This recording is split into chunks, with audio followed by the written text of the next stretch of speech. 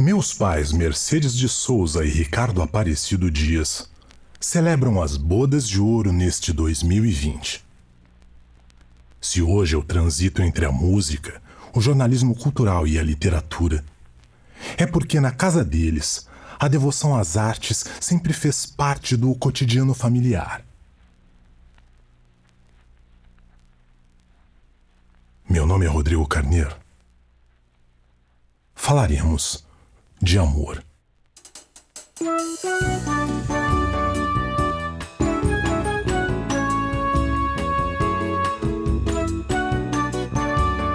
Nós nos conhecemos no salão paroquial da Igreja Imaculada Conceição, no quilômetro 18, em Osasco. Era um lugar onde se fazia shows e eu fiquei muito interessado em participar dos shows. Eu tinha 18 para 19 anos, gostava muito de cantar. Depois de tantos anos juntos, o nosso amor que se renova é feito pedra preciosa que eu vou lavrar bem dentro de você. Foi quando conheci aquela moça tão simpática, tão bonita. Ele cantava nos shows que tinha e eu participava da missa, mas eu cantava também nos shows. Só de você, amor, serei a estrela que ai mais dê um riso de alegria. Como sempre fui fã da Ângela Maria, cantava as músicas dela, procurava me vestir como ela. Imediatamente já me interessei, contei toda a minha vida para ela, né? E aí, ao longo de 2 horas e meia de conversa, não tive coragem de pedi-la em namoro, porque naquele tempo precisava pedir em namoro. Mas acho que ela entendeu, muito inteligente, né? Ela entendeu quais eram as minhas intenções e já rolou. Apaixonados entre si e pela música, meus pais também começaram a se interessar pelo teatro. E logo estavam atuando. A partir desses shows da Imaculada Conceição, surgiu um grupo de teatro chamado TIO, Teatro Independente de Osasco. E nós dois fazíamos parte do grupo. Tinha um ator circense que ele dava, não aulas, mas assim orientava as pessoas, né, os jovens, para interpretar. Então aquilo me encantou. Foi aí que o teatro surgiu na minha vida, né? Havia muito interesse em torno da cultura nordestina na época. E aí o Ricardo e o Rubens se entusiasmaram. Iniciada nos bastidores dos shows da Imaculada Conceição, a amizade de longa data entre meus pais e o ator, diretor de teatro e gestor cultural Rubem Pinhatari resultou em incontáveis aventuras criativas. Até que surgiu uma peça escrita pelo Rubem Pinhatari, Rede Seca e Fome, e aquelas foram as minhas primeiras composições para a trilha musical dessa peça. Isso ainda em 1966. Foi quando o nosso compromisso artístico tornou-se assim mais sério.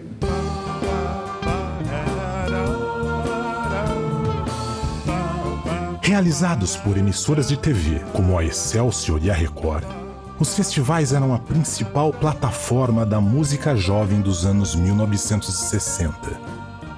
Influenciada pelo fenômeno, a classe artística local promoveu a Festa Popular da Música em Osasco. Tivemos bastante sucesso. Entramos com 3 músicas.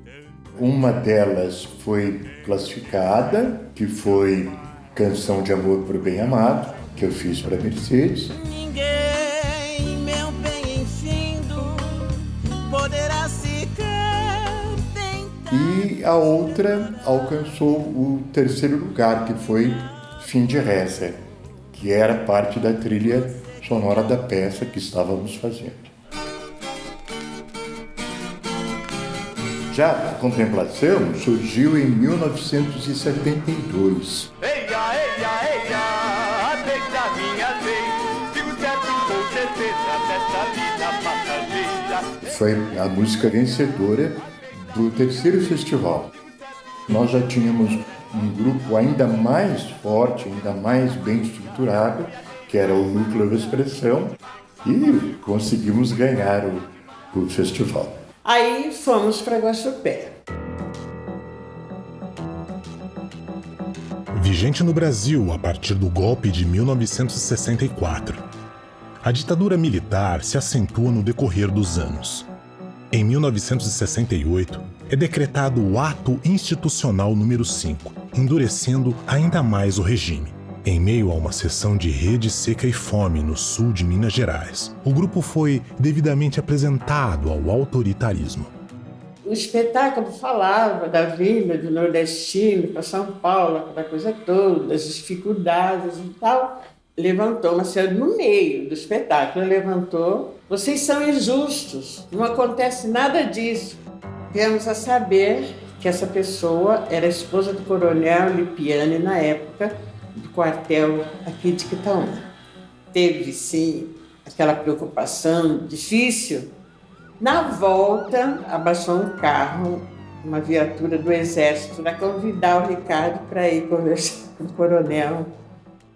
Pegaram o Rubens, né? E foram convidados a ir no quartel de Quitaúna. Chegando lá, tinha um dossiê muito grande na mesa.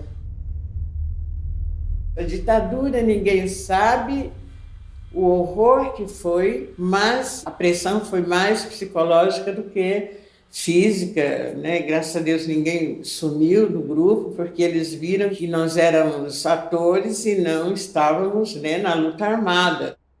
Mas aí fomos proibidos de continuar com o trabalho.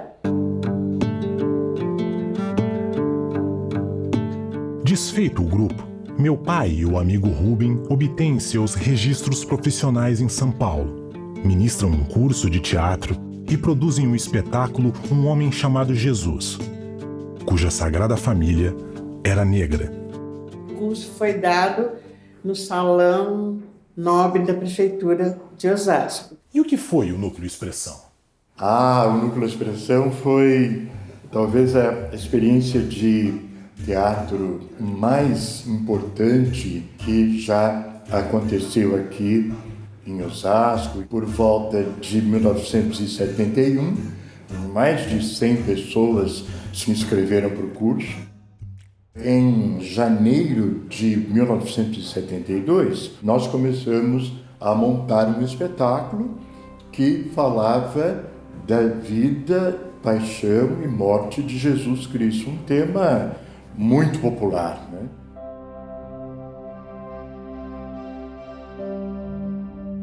Houve por bem que eu fizesse o papel de Jesus.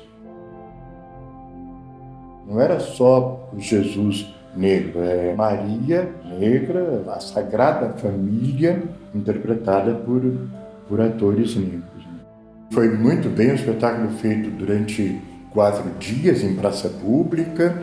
Uma experiência única de se fazer teatro ao ar livre e ainda com essa história. Nos trouxe muito prestígio. A crítica de teatro profissional de São Paulo voltou os olhos para nós, né, nos enxergou. Acabamos nos inserindo num contexto muito importante na época, que era o teatro popular. E ressaltando, estávamos juntos em todo esse contexto. Os 3, né? A Mercedes e eu, e mais alguém na barriga. Na barriga dela. Nasci em 1972, 2 anos após a cerimônia de casamento dos meus pais. Grande parte da minha infância foi vivida no teatro. A gente vivia esse lúdico, né, da arte. E quando você, Rodrigo, era pequeno, era bebê, comecei a dar aula, eu levava aquele arsenal, uma madeira, sopinha, um monte de coisa e dava para conciliar. Foi montado, depois do Homem Chamado Jesus, outro espetáculo que o dinheiro foi sendo guardado para se fazer um teatro. Nós fazíamos espetáculos adultos e, durante o dia, espetáculos para escolas. Foi o Santa e a Porca, Morte e Vida Severina, um grande sucesso, sempre lotado. Depois, com as dificuldades, né, evidentemente que tivemos que passar a bola para frente, né, e fomos fazer outras coisas. O Núcleo Expressão existiu entre 1972 e 1979. Depois disso, o casal atua no Teatro Paulistano e em diversas produções televisivas e cinematográficas. Mercedes fez também teatro em São Paulo, um espetáculo importante. Foi o Calabar, no Teatro São Pedro, né, da companhia do Otton Bastos, Renato Borg. Foi meu primeiro espetáculo, sim, grandioso, que eu participei em São Paulo. Fiz a novela O Todo-Poderoso na TV Bandeirantes também na época, né? Fizemos um casal.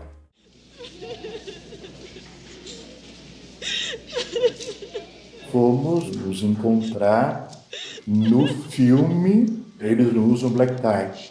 Eu acabei ficando lá com praticamente uma figuração. E ela teve um papel de destaque, né? Olha lá, hein, pessoal. A carta é de minha noiva, hein? Mas não faz mal. Quem quiser escutar, pode.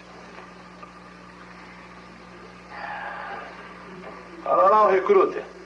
Faz essa caridade. Querido Pedro Barbosa, já faz mais de 4 meses que eu não recebo carta sua. Olha aqui. Major, tá tudo pronto, Major. Então vamos tocar. É Mi maior, né?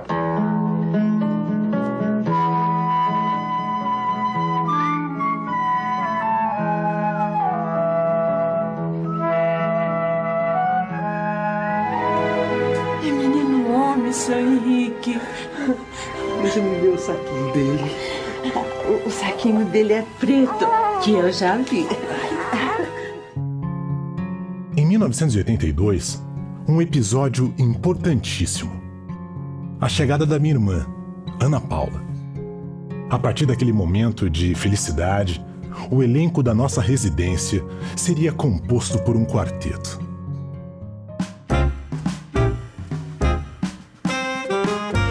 Em 1988, meus pais inauguram o Culturarte, um projeto que duraria até 1991 e seria retomado em 1995 no novo endereço, o salão construído na garagem da casa onde moramos por décadas.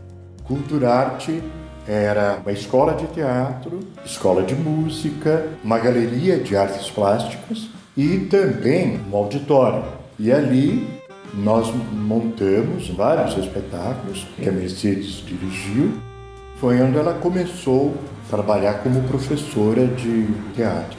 Uma coisa que eu sempre gostei foi a arte de interpretar. Tive muitos alunos, foi um trabalho assim lindo. Os primeiros anos do século XXI são marcados pelo trabalho do casal no Núcleo de Artes Cênicas do Unifiel, o Centro Universitário de Osasco. Eu havia começado a trabalhar como professor e aí surgiu coordenar o setor de artes cênicas do Unifiel. E eu levei a Mercedes para ser a professora de teatro. Deu muito certo, tivemos várias turmas de teatro. Em paralelo às atividades no funcionalismo público, onde dirigiu as secretarias de Cultura e Comunicação Social, meu pai dedica-se à carreira acadêmica entre 2003 e 2017. A minha experiência de ator e de diretor de teatro foi muito importante. Acabei assumindo a parte de técnicas de expressão verbal do curso de jornalismo. parei com esse trabalho com um enorme pesar. A literatura sempre fascinou meu pai. A literatura. Manifestação artística eleita, sobretudo para enaltecer a eterna namorada. O ato de escrever, para mim, é bem anterior ao meu interesse por jornalismo. As primeiras experiências que eu tive foram de namorado. Namorado que cada dia levava um texto escrito, né? Um poeminha, uma crônicazinha, né? Para a namorada, né?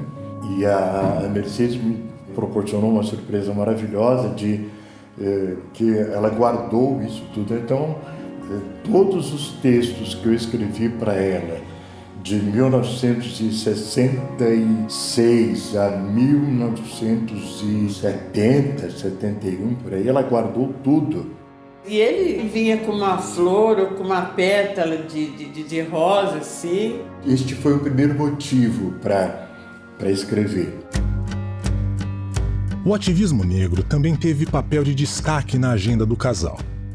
Por volta de 1984, é fundado o Grupo Quilombo. Em 2002, meu pai participa da criação do Convênio Cultural entre Osasco e a cidade de Viana, em Angola. E minha mãe integra a comitiva oficial, que visita diversos países da África no ano seguinte. E na época eu trabalhava na Secretaria de Cultura. Eu fui convidada para ir para a África. O conhecimento que eu tive, né, vendo lá e cá, como é que é isso, foi uma experiência marcante. Uma das minhas missões dentro do movimento negro de Osasco era registrar, era cuidar da memória. Em 1986 eu editei um livreto a respeito da memória da cultura negra em Osasco. Publiquei coisas importantes no Quilomboje. Ainda existe um grupo de literatura negra e muito, muito importante. E depois comecei a publicar de forma independente. Tenho Balanço de Vida, que você fez a ilustração. Jugo Suave, também com ilustrações suas. Tenho o Vida Passada Limpa. E tenho material para mais trabalhos, né? Durante o período em que esteve na Escola de Arte César Salve, ligada à Secretaria de Cultura osasquense, minha mãe adaptou textos teatrais e dirigiu montagens de encerramento de curso. Eu vou pelo impulso da inspiração, aí jogo no papel, ficou uma produção muito bonita, tudo, né? Mas eu não me considero assim, né? Escritora não, é muito, para minha cabeça, né, é muita coisa. Acompanhar de perto a trajetória do casal, onde arte e vida se misturam, foi determinante para mim. No dia a dia familiar, as luzes da ribalta e os inúmeros desafios da existência. Minha irmã Ana Paula faleceu em 2014, vítima de uma crise respiratória seguida de parada cardíaca. Tinha 32 anos e 2 filhos, Cauã e Theo. Uma duplinha do barulho que agora vive com os avós. Olha, não é fácil. Não é fácil. Parece que cada dia a gente fica um pouco mais jovem, porque tem que ser. A coisa vem com o rolo compressor, você tem que agir, né? Toda aquela vida que a gente tinha, assim, de ir a teatro toda semana, ao cinema, saía muito, né? Isso foi deixando um pouco de lado. Todos sabem que nós somos 2 idosos cuidando de 2 crianças.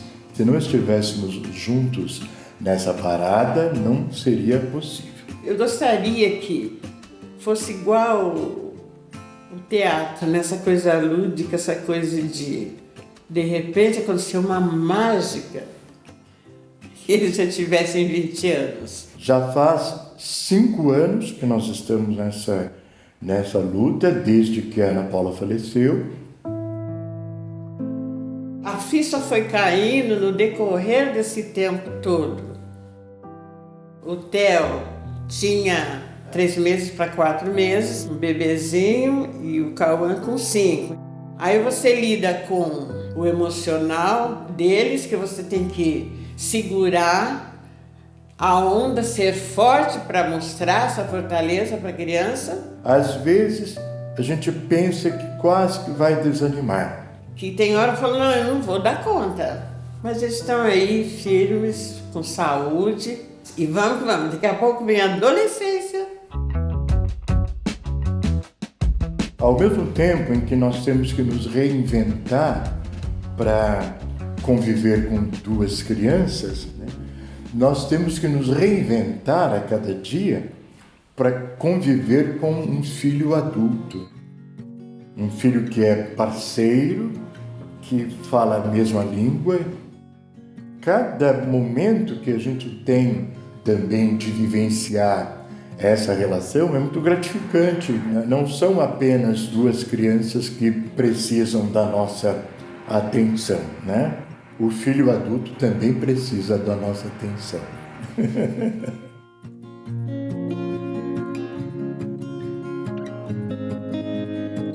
Eu falo assim com muita tranquilidade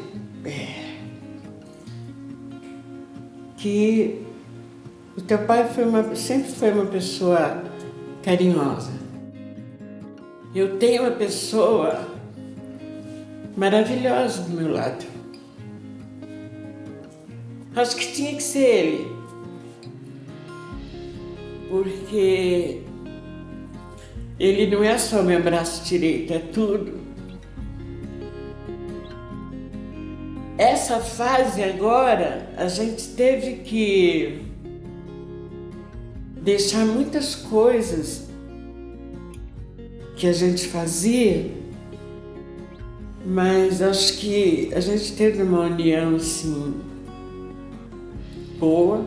Ele é um pouco teimoso, lógico. É taurino. Uma vez um amigo falou assim: nossa, o Ricardo, ele é muita gente, né? Eu falei, ele é muita gente. Ele escreve, ele canta, ele fez 3 faculdades. Reinventar, criar alguma coisa, eu estou querendo aí aprender coisas novas. Não faz muito tempo aprendi a jogar xadrez, que eu não sabia. Eu estou resgatando algo que perdi lá atrás, que foi tocar um instrumento. Para desespero da mamãe, né, da Mercedes, né, que eu fico lá martelando o teclado, né, o tempo todo, né, e ela, né, aquele silêncio constrangedor. Eu sou taurino, eu sou teimoso, né? Como é viver essa aposentadoria? É isso. Responsáveis pela minha vida. Meus pais são os primeiros artistas que eu conheci.